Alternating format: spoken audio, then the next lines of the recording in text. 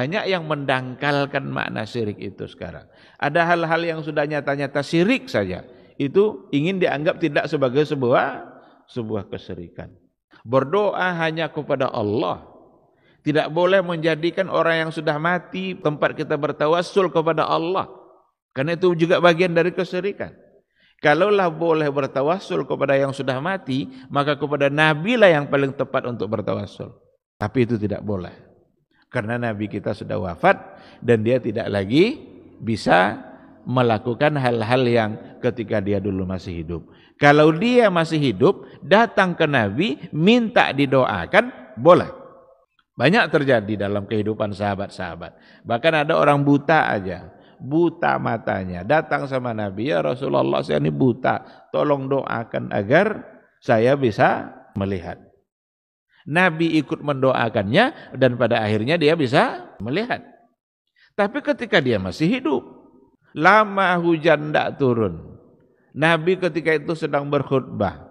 Ada di antara sahabat yang berdiri, ya Rasulullah, udah lama tidak hujan ini Rasul.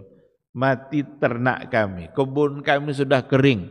Tolong doakan ya Rasulullah agar hujan turun. Berdoa Nabi. Lalu turunlah hujan. Itu tawassul ketika Nabi masih hidup. Tapi kalau sudah meninggal, tidak ada dalam catatan sejarah sahabat, Umar kah, Abu Bakar kah, Utsman kah, yang datang kepada Nabi untuk minta didoakan. Justru yang terjadi sebaliknya. Apa kata Umar bin Khattab ketika ia datang kepada Al-Abbas pamannya Rasul?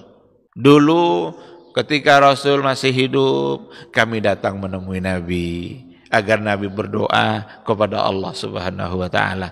Tapi sekarang Rasul sudah wafat, maka kami datang kepada kamu wahai Al-Abbas sebagai paman Rasul yang paling dekat, orang yang dekat dengan Rasulullah sallallahu alaihi wasallam. Maka Umar datang kepada Al-Abbas, bukan kepada Nabi yang sudah wafat.